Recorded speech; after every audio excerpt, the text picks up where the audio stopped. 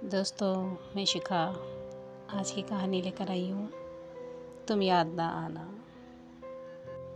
जंगल हर मौसम में रंग बदलता है। कभी भूरे पत्ते, कभी पीले पत्ते, कभी लाल, कभी नारंगी। किसी प्रेमी की फैली बाहों की तरह दिखाई देते। दर्द मन को उदास कर देते हैं। किसी के पास होने की चाहत बड़ी तकलीफ देती है।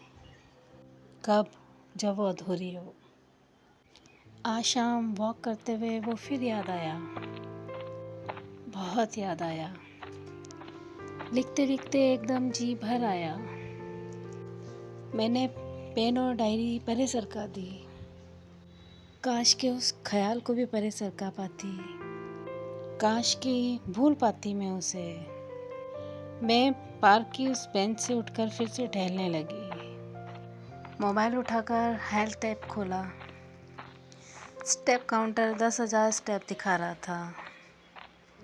यानी 5-6 किलोमीटर का डेली टारगेट पूरा हो चुका था। स्क्रीन पर एक स्माइली बनी थी, लेकिन जानती हूँ कि चेहरे पर एकदम उदासी पसरी होगी। हेलो माया, स्टिल है? ज़्यादा वॉक करोगे तो घुटने बजे लगेंगे। Take it easy. पास से गुजरते मोहित ने धीरे से कहा और आगे निकल गया। वो रोज़ साइकिलिंग करता है। हर शाम यहाँ वॉक पर मोहित जैसे कई लोग मिलते हैं, अलग अलग उम्र के लोग। कोई ऊटी के स्कूल में पढ़ाने वाले होते हैं, कोई बाहर से आकर नौकरी करने वाले, कभी फिल्म शूटिंग के क्रू का कोई बंदा, तो कभी कोई किसी टूरिस्ट का नया चेहरा भी दिख जाता। उन सब से इतनी ही पहचाने कि आते जाते दुआ सलाम हो जाता। कभी अपना नाम बताया, कभी उनका पूछ लिया। रोज़ मिलने वालों में कभी कोई नहीं दिखा तो चलते चलते खबर ले ली। 2 दिन से वॉक पर आए नहीं, और गुड ना। ठहर के हाल पूछने जैसा यहाँ इस शहर में कोई नहीं था। ऊटी के एक बड़े टी स्टेट में मैनेजर की जॉब करते हुए मुझे 15-20 बरस हो चले हैं। पापा के दोस्त का होने के कारण नौकरी कभी नौकरी जैसी नहीं लगी। अंकल ने मेरी सारी सुविधाओं का ख्याल रखा हुआ था। कई सारे असिस्टेंट थे जो काम संभाले हुए थे। अम्मा पापा बंगलुरु में थे तो आना जाना भी आसान था। जिंदगी जैसी चाहे वैसी तो नहीं मिली, लेकिन सिवा एक शख्स के ना पाने के और कोई गिला भी नहीं था। बस ये जो बिन बुलाए उसका ख्याल चला आता है ना, उससे परेशान हो जाती हूँ। 15-20 बरस हो गए उससे अलग हुए, उसे देखे। 15-20 बरस नहीं, भूली नहीं हूँ। ठीक 18 साल हुए हैं पिछले महीने। मेरे 28वें जन्मदिन के अगले दिन ही उसने मुझे जुदाई का तोहफा दिया था। मैं तंजिया नहीं हो रही हूँ, मैं जानती हूँ कि उसका अलग होना उसकी मजबूरी थी। वो प्यार करता था मुझसे, और मुझे उसके प्यार से कोई शिकायत नहीं रही। मैं और मानव कॉलेज में मिले थे। लाइब्रेरी में किसी रोमानी उपन्यास पर दोनों ने एक साथ हाथ धरा और आप ले लीजिए, नहीं पहले आप पढ़ लीजिए। ऐसा कोई संवाद नहीं हुआ हमारे बीच। मानसून अपने जोरों पर था, सब कुछ तरबतर। तो बारिश में भीगते हुए उसने छाता पकड़ाया। नहीं, ऐसा भी कुछ रोमानी नहीं हुआ था। उस दिन मैं कॉलेज की सीढ़ियाँ उतर रही थी। खूब फिसलन थी और मेरा पाँव फिसल गया। वहाँ मौजूद लोगों में एक मानव भी था जिसके पास कार थी, तो उसी के सर जिम्मेदारी आई मुझे अस्पताल पहुँचाने की। घर फ़ोन कर दिया था, अम्मा पापा भी साथ साथ पहुँचे थे। मानव छोड़ के चला गया था। मेरी एड़ी टूट गई थी, छोटी सी सर्जरी होनी थी और फिर प्लास्टर। और महीने भर आराम। मानव अस्पताल देखने तो नहीं आया, लेकिन एक दिन घर चला आया चॉकलेट्स लेकर। जब वो जाने लगा था तो पता नहीं क्यों कैसे मैंने पूछ लिया था, फिर आओगे? उसने हाँ में सर हिलाया। तो मैंने फिर खुश होकर पूछा, सच? उसने संजीदगी से कहा, झूठ। लेकिन वो आया था। मेरे प्लास्टर खुलने से पहले कई बार आया। लव एट फर्स्ट साइट जैसा कुछ नहीं था। कई मुलाकातों के बाद हमको प्यार हुआ था। संजीदा सा मानव मुझे बहुत अच्छा लगा था। इतना इमोशनल इंसान मैंने कभी नहीं देखा था। अपनी माँ के बेहद करीब वो लड़का और उसकी रोई रोई सी आंखें मुझे भा गई थी। तुम्हारी आंखें देख के लगता है तुम कोई शैतानी करने वाली हो, वो मुझे कहता। तो मैं पूछती, सच? तो वो मुस्कुरा कर कहता, झूठ। और मुझे हंसी आ जाती। उसके सच झूठ मुझे सब कबूल थे। उससे अलग होने के बाद मैं उसी की तरह संजीदा होने लगी थी। वरना पापा बोलते थे कि कितना बोलती है माया, मुट्ठी में कहानियाँ लिए चलती है, जब चाहे खोली उछाल दी। अब भी मेरी मुट्ठी में कहानियाँ कैद है। बस अब फर्क इतना है कि मुट्ठी खोलती नहीं, पसीजते रहते हैं किस्से और किरदार, और मेरी और मानव की बेहद खूबसूरत प्रेम कहानियाँ। मेरी ज़िंदगी का कैमरा एंगल ही बदल गया था। अब कितना भी जूम करूं, मुझे मानव नहीं दिखाई देता। इस पूरी प्रॉपर्टी के ऑनर यानी अंकल विदेश में थे, तो उनकी गाड़ियाँ, उनका बिजनेस, उनका बड़ा सा बंगला मेरा ही था। हालांकि मैंने एक तरफ के 2 कमरों में ही बस अपनी ज़िंदगी समेट रखी थी। कोई ख़ास मिलने जुलने वाले तो आते नहीं थे, तो ज़रूरत भी इतनी ही थी। आका कापी। मेरी हाउस हेल्प ने कमरे का दरवाज़ा थपका तो मेरी नींद खुली। कल शाम की उदासी और रात भर टूटी टूटी नींद के मारे सुबह तक सोई नहीं थी। दिल तो किया कि आज घर से ही काम संभाल लूं, पर खुद को पुश किया। जल्दी से फ्रेश होकर नाश्ता करके ऑफिस पहुंच गई। जिंदगी भी तो खुद को पुश कर कर के ही गुजर रही थी। अम्मा पापा कितनी चिंता किया करते थे मेरी शादी के लिए, बल्कि आज तक प्रपोज़ल भेजते रहते हैं। अरे 45 साल कोई उम्र थोड़ी होती है। You should still get married and settle down. अभी कितनी प्यारी लगती है, मेरे बालों में तेल लगाते हुए अम्मा कहती, तो उनकी रूंधी आवाज़ मुझे तंग कर देती। कभी लगता मान जाऊं उनका कहा, उनकी खुशी के लिए ही कर लूं किसी से शादी, पर मानव का क्या करूं? उसका ख्याल, उसकी याद का क्या करूं? उसकी आवाज़, उसका हे माया कहना, उसकी महक, और मुझे तो उसका स्पर्श तक याद है। उसका कस के गले लगाना और देर तक यूं ही थामे रहना। उसके न जाने किसके दिल की धड़कन सुनती रहती। मैंने खुद को अपनी ही बाहों में समेट लिया। ऑफिस अटेंडेंस ने पंखे की स्पीड कम कर दी और खिड़कियों के पर्दे खोल दिए। दूर दूर तक फैले चाय के बगानों को देखकर पल भर के लिए हर तकलीफ कम हो गई। मैं सामने पड़ी फाइल के पन्ने पलटने लगी और मेरा मन अतीत के। मैं और मानव वर्तमान के साथ साथ आने वाले दिनों को लेकर भी बहुत खुश थे। मैंने अम्मा पापा को अपने रिश्ते के बारे में सब कुछ बता दिया था, पर मानव ने अब तक अपनी मम्मी से नहीं मिलवाया था। मैं कभी जिद करती कि अगर वह नहीं मानी तो वो मेरे हाथ की कलाई को थाम के कहता, तुम्हारे हाथ की लकीर में मेरा नाम लिखा है, बता दूंगा मम्मी को, चिंता मत करो। मुझे भी उसकी हथेलियाँ देखनी चाहिए थी कि उसमें मेरा नाम है या नहीं। मैं उसकी तस्वीर सिरहाने रख कर सोया करती थी। और वो तो किसी के सामने मेरा नाम तक नहीं लेता था। अजीब शख्स था। कहता था नज़र लग जाएगी। सच कहता था, लग गई नज़र। शायद मेरे प्यार को मेरी ही नज़र लग गई थी।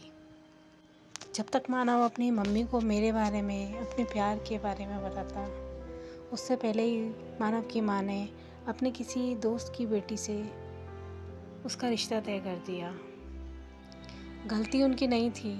उन्होंने तो जब जब मानव से पूछा कि क्या तुम्हारी ज़िंदगी में कोई है, तब तब मानव चुप रह जाता। अपने में सिमटा वो खामोश लड़का अपनी माँ से कह ही नहीं पाया, और जब कहा तब तक देर हो चुकी थी।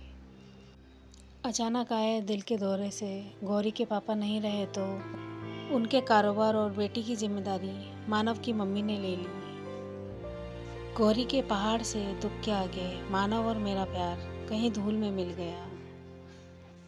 मैं गई थी एक दिन मानव के घर, मानव की माँ को मनाने, पर उन्होंने तो मुझको मना लिया था कि मैं मानव का ख्याल छोड़ दूँ, दूर चली जाऊँ उसकी ज़िंदगी से। मैं गई थी गौरी से झगड़ने, पर सर झुकाए बैठी उस मासूम सी लड़की को ताकती रह गई। वो तो गहरे शौक में थी। उसको तो सुध बुध ही नहीं थी कि उसके आसपास हो क्या रहा है। पिता को खो चुकी उस लड़की से मैं मानव को नहीं छीन पाई। लोगों को शायद छुट्टियों का इंतज़ार रहता होगा, लेकिन मेरे खाली दिनों को वीकेंड जरा भी नहीं भाता है। हर दिन इवनिंग वॉक का ओवरडोज किया करती हूँ। टहलते हुए कभी बीते दिनों की ओर निकल पड़ती, तो कभी आने वाले दिनों का हिसाब किताब करती। किसी से कहती नहीं हूँ, पर मेरी डायरी में सबसे ज़्यादा लिखा गया शब्द है अकेलापन। कभी लिखा कि अकेलापन अच्छा लगता है, तो कभी लिखा कि बुरा लगता है यूँ अकेले रहना। ज़िंदगी यूँ ही बढ़ती रही, पर मैं कभी किसी की ओर नहीं बढ़ी, और मुझे किसी ने पुकारा नहीं, हे माया, इट्स यू। किसी की आवाज़ पर मैं चौंक के पलटी। A coffee lover in tea gardens. एक प्यारा सा सवाल और हैरान सी सूरत लिए मेरे सामने मानव खड़ा था। पार्क की बेंचों ने न जाने कितनी कहानियाँ सुनी होगी, कितने बिछोड़े देखे होंगे, न जाने कितने टूटे दिलों के आंसुओं की साक्षी बनी होंगी ये पत्थर की बेंचें। ये इस बागीचे का सबसे पसंदीदा कोना था मेरा। ऊंचे देवदार के साए में रखी है सर्द सी बेंच। कैसी हो? मानव ने 18 साल बाद अब ये सवाल पूछा, जबकि उसे साल दर साल हर साल पूछना चाहिए था। किसी को शिद्दत से चाह के फिर उसे खो देने के बाद कोई कैसा होगा? कितना बेमानी है ये सवाल। जैसे आधी रात को किसी करवटें बदलते शख्स से पूछना, नींद नहीं आ रही क्या? या घूंट भर भर के पानी पीते हुए से ये पूछना कि प्यास लगी थी क्या? मैंने कोई जवाब नहीं दिया और उससे पूछा, तुम कैसे हो? अच्छा हूँ, वो बोला। सच? मैंने उसके उदास चेहरे को गौर से देखा। झूठ, उसने कहा और मुस्कुरा दिया। मैंने सोचा कि पूछ लूँ, क्यों खुश नहीं हो? लेकिन 18 बरस की दूरी ने कुछ अधिकार जैसे छीन लिए थे। शाम ढल रही थी। हम कितना कुछ कहना और सुनना चाहते थे, लेकिन चुप बैठे थे। यहाँ कैसे? उसने सवाल किया। मैनेजर हूँ एक टी गार्डन में। मैंने छोटे से सवाल का उतना ही छोटा जवाब दिया। अकेली रहती हो या साथ है कोई? उसने हिचकिचाते हुए पूछा। मैंने कुछ देर उसकी आंखों में देखा। दिल चाहा लिपट जाऊं उससे और फिर कहीं न जाने दूं उसको। दिल चाहा कि कहूँ अकेले नहीं, तुम्हारा ख्याल है साथ, तुम्हारे साथ बिताए पलों की खुशी है, तुम्हारे ना हो पाने का दुख भी है साथ। कहाँ हूँ अकेले? हाँ, अकेले ही रहती हूँ। मैंने कहा तो मानव जरा असहज हुआ। लगा जैसे उसकी देह कांपी, होंठ जरा सा हिले जैसे कुछ बोलने वाले हों। तभी उसका फ़ोन बजा। उसने जल्दी से अपने ओवरकोट में हाथ डाला और फ़ोन निकाल के खड़ा हो गया। उसकी आवाज़ में बेचैनी थी। आ रहा हूँ, आई एम कमिंग। उसको जाना था। अधूरा छोड़कर जाना उसकी आदत थी या शायद मजबूरी। मेरी चोटों को कुरेदने चला आया था मानव। गौरी, याद होगी ना तुम्हें? My wife. मैंने सर हिलाया। मेरे हलक में कुछ अटकने लगा। सीने में वजन महसूस होने लगा। वो मुझे एकटक देखता रहा और फिर दोबारा बैठ गया। वो बीमार है, उसे कुछ याद नहीं रहता। डिमेंशिया एक्यूट न्यूरोलॉजिकल डिसऑर्डर है। किसी को पहचानती नहीं। व्हाट? मैं घबराकर खड़ी हो गई। मानव की आंखों में दुख की स्याही उतर आई। It's all random. कभी कभी मुझे ही नहीं पहचानती, अपनी केयर टेकर को भी नहीं, और कभी किसी फिल्म को देखते हुए उसके हीरो का नाम भी बोल देती है। ओह, आई एम सो सॉरी मानव, कहते हुए मेरा गला रुंधाया। I always wish happiness for you. Manav ने मेरी कलाई पकड़ के मुझे पास बैठा लिया, अपनी लंबी बाहें मेरे इर्द गिर्द लपेट ली। मैं देर तक सुबकती रही। उसके और मेरे दुख एक साथ बह रहे थे। गौरी की बिगड़ती हालत पर दवाएं काम नहीं कर रही थी। डॉक्टर ने गौरी को खुश रखने को कहा था। मानव ने कोई कमी नहीं रखी थी। पर कितनी अजीब बात है ना, हम किसी को भी कभी भी अनचाहे ही दुखी कर जाते हैं, पर किसी को खुश रखना अक्सर हमारे हाथ में नहीं रह होता है। गौरी शायद अपने पापा के मौत के सदमे से पूरी तरह बाहर ही नहीं आ पाई थी। वही दुख बीमारी में बदल गया हो शायद। मेडिकल साइंस की पेचीदगियाँ किसकी समझ आई हैं।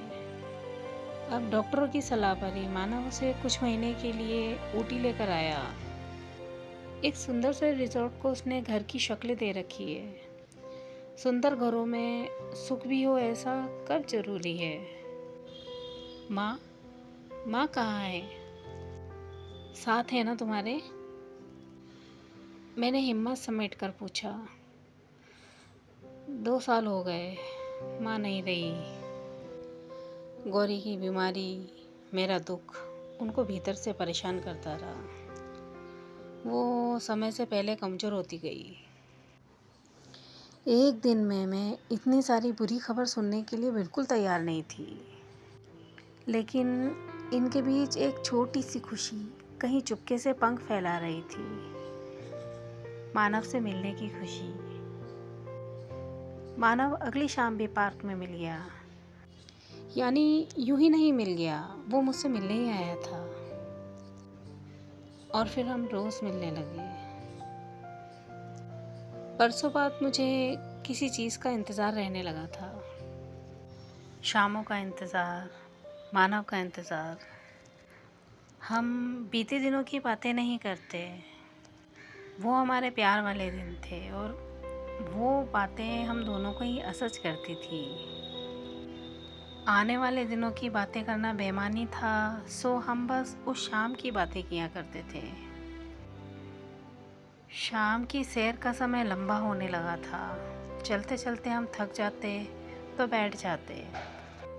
पार्क की उस बेंच पर पीठ टिकाए अपने लंबे पांव आगे तक फैलाकर बैठे मानव को देखकर मैंने सोचा कि जब ये चला जाएगा तब मैं यहीं आकर बैठ जाया करूँगी, वहीं पीठ टिकाकर जहाँ उसकी पीठ टिकी है। क्या मानव भी ऐसा कुछ सोचता होगा? मुझे लगा पूछ लूँ उससे। तुम यहाँ से लौट के मुझको याद करोगे? Will we be in touch? मैंने पूछ ही लिया। मानव ने मेरी आंखों में देखा, एकदम पुराना मानव। हाँ बिल्कुल, करूँगा याद तुम्हें। सच? मैंने पूछा हमेशा की तरह। नहीं, झूठ। मानव ने कहा हमेशा की तरह और हंस दिया। मुझे अच्छा नहीं लगा उसका यह मजाक। मैंने नज़रें फेर ली। पार्क में दूर कहीं फिल्म की शूटिंग हो रही थी। शायद रूठी हुई नायिका को हीरो मना रहा था। इधर देखो। मानव ने ठोड़ी पकड़ के मेरा चेहरा अपनी ओर घुमा लिया। 2 पल मुझे देखता रहा, फिर बोला, मेरी ज़िंदगी में वापस आ जाओ माया। आज मुझे फिर नींद नहीं आ रही है। बड़ी बड़ी फ्रेंच विंडोज से बाहर दूर तक नीलगिरी पहाड़ियाँ दिख रही हैं। आसमान भी गहरा नीला लग रहा है। नीम सन्नाटे में मानव की बात, उसका प्रपोजल मेरे कानों में रह रह कर गूंज रहा था। वापस आ जाओ माया। क्या कहूँ उससे? कैसे जाए वापस माया? वो उससे अलग हुई कब थी? ऊटी, फरवरी 17। सुबह सोकर उठी तो दिन चढ़ गया था। कॉफ़ी और नाश्ते के बाद तैयार होकर ड्रेसिंग टेबल पर अपनी सूरत देखी तो अच्छी दिखाई दी। उलझे बाल माथे पर झूलते आँखों के आगे लटक रहे थे। मैंने ड्रेसिंग टेबल की ड्रॉस खोलकर काजल निकाल कर लगा लिया। खूब गहरा हल्की गुलाबी लिपस्टिक लगाई और बरसों बाद वैसी ही खुशनुमा रंग की साड़ी पहनी। घर से बाहर निकल ही रही थी कि मानव आता दिखाई दिया। आज कहीं ड्राइव पर चलें? Long drive? अच्छा घर ही चलते हैं। उसने मेरी कलाई थाम ली। मैं कुछ कहती उसके पहले ही उसने मुझे अपने करीब कर लिया। उससे दूर होने की ताकत मुझ में नहीं थी। पता नहीं कितनी देर हम ऐसे ही खड़े रहे। आज गौरी को अपना नाम तक याद नहीं आ रहा था। वो परेशान होती रही, उलझती रहती है अपनी याददाश्त से, घबरा जाती है बात बात पे। मुझे बहुत दुख होता है उसके लिए। वो धीरे से बोला। मैंने मानव के आसपास अपनी बाहें और कस ली। मानव, तुम्हें कभी ऐसा तो नहीं लगा गौरी के लिए, तुम्हारी वाइफ के लिए मैंने कभी बद्दुआ की होगी? कहते हुए मुझे रुलाई आने लगी, क्योंकि मैंने ऐसा कभी नहीं चाहा था, कभी नहीं। मानव ने मुझे खुद से ज़रा दूर किया और मेरे माथे पे हौले से चूम कर बोला, प्यार करने वालों की बद्दुआ असर ही नहीं करती। थोड़ी देर बाद मैं और मानव उस रेंटल प्रॉपर्टी पर पहुंचे जिसे कुछ महीने के लिए उसने अपना घर बना लिया था। बड़े से गेट से कार अंदर दाखिल हुई। सुंदर सा बागीचा और एकदम हरा लॉन। मानव ने मेरा हाथ थाम लिया। हम अंदर पहुंचे तो सामने गौरी बैठी थी। केयरटेकर सामने बैठी फल काट रही थी। गौरी को देखकर जी भर आया। कोरी आंखें और सपाट सा चेहरा। उसने एक सरसरी नज़र मानव पर डाली और सेब का टुकड़ा अपने मुंह में डाल दिया। 2 पल बाद उसकी नज़रें मुझ पर ठहर गई। वो एकटक देखती रही मुझको। फिर वो उठकर पास चली आई। मैं कुछ कहती उससे पहले उसने दीवार की तरफ उंगली से इशारा किया। वहाँ कई सारी तस्वीरों के साथ एक तस्वीर मेरी और मानव की भी थी। मैंने उसकी ओर देखा तो वो मुस्कुरा दी। और पास आकर बोली, तुम माया हो ना, मानव की माया। मैं बुरी तरह चौंक गई। मानव भी, उसकी आंखें डबडबा गई। पल भर पहले जो चेहरा सपाट था उसमें कितना कुछ लिखा नजर आने लगा था। मैं उस चेहरे में, उन आँखों में नफरत खोजने लगी। माया, वो फिर बुदबुदाई। गौरी या मानव कुछ कहते इसके पहले मैं पलट गई और तेजी से बाहर निकल गई और दौड़ पड़ी किसी सीधी सड़क पर, तेज, बहुत तेज। पीछे से कोई पुकारता रहा मेरा नाम, माया, माया। मैं नहीं पलटी। नहीं थी मैं माया, नहीं थी मैं मानव की माया। तो दोस्तों, कहानी ख़त्म हुई। फिर मिलेंगे चलते चलते नई कहानी के साथ।